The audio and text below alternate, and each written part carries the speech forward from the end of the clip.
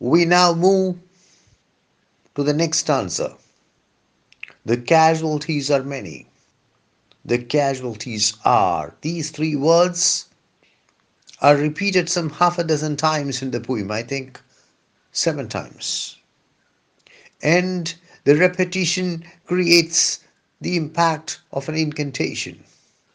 The repetition mesmerizes the reader.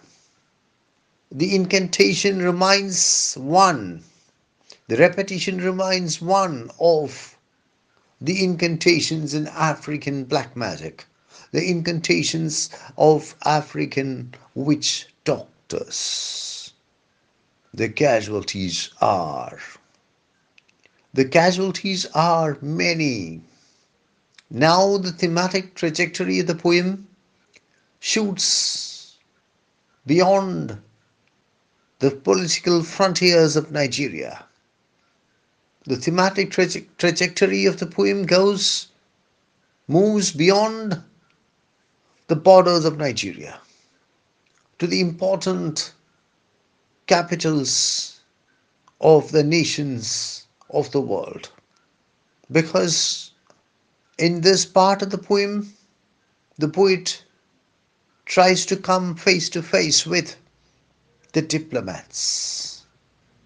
The diplomats representing the two sides in the civil war. Nigeria or the federal government on the one side and Biafra on the other. And Biafra on the other.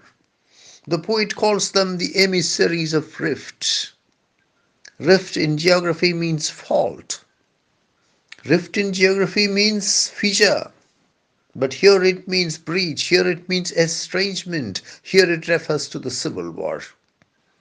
The diplomats leading very comfortable lives, they're so smug, they're so complacent, they're so self-satisfied, they're so happy with the comfortable lives that they lead, the long hours that they spend in their smoke rooms. The smoke room or the smoking room is a room set aside for smokers.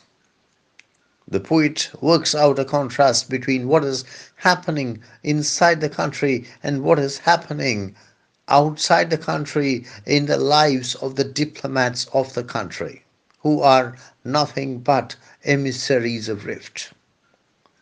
You must remember that foreign powers played an active role in the Nigerian civil war. For example, countries like the United Kingdom, the United States, and the Soviet Union supported Nigeria or the federal government of Nigeria.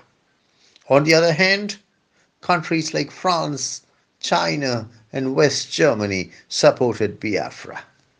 It was the job, it was the responsibility of the diplomats representing the two sides to drum up support for their respective sides. And the diplomats leading stylish lives in the important capitals of the world do not see the devastation, the annihilation, the destruction, the demolition taking place in their country.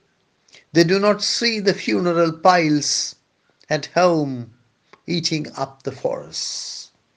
The poet deftly works out an inexorable connection between the death of human beings and the destruction of the ecology.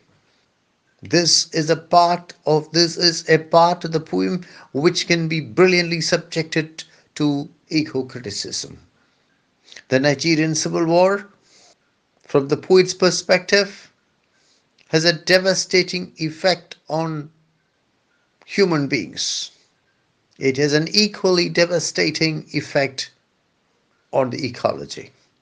The funeral piles are eating up the forests.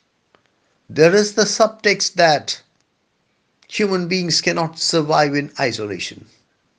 What happens to humans also happens to the ecology and vice versa. There is an inevitable connection. There is an invaluable connection between the human being and the ecology. And the Nigerian Civil War, the Biafran War, has an annihilating effect simultaneously on human beings and on ecology. The poet calls the diplomats of either side wandering minstrels.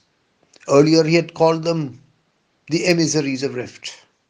Now he says they are wandering minstrels. Minstrels are medieval singers, musicians, poets who traveled from place to place singing songs. And the songs usually praised knightly feats, chivalric valor. Very similarly, the diplomats representing the federal government on the one side and representing the Biafran government on the other go from capital to capital seeking the support of nations. As I said, foreign powers were key players in the Nigerian Civil War. And the poet says that the diplomats, the wandering minstrels, persuade the nations of the world to take part in a dance with rites it does not know. The nations of the world are playing with fire by playing a key role in the Nigerian Civil War. The nations of the world have been persuaded to take part in the dance by the diplomats, the wandering minstrels, but the nations of the world do not fully understand what they are doing.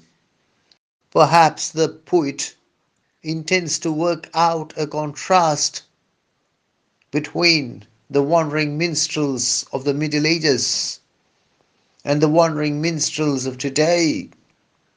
The wandering minstrels of the Middle Ages were the emissaries of joy, of hope, of peace.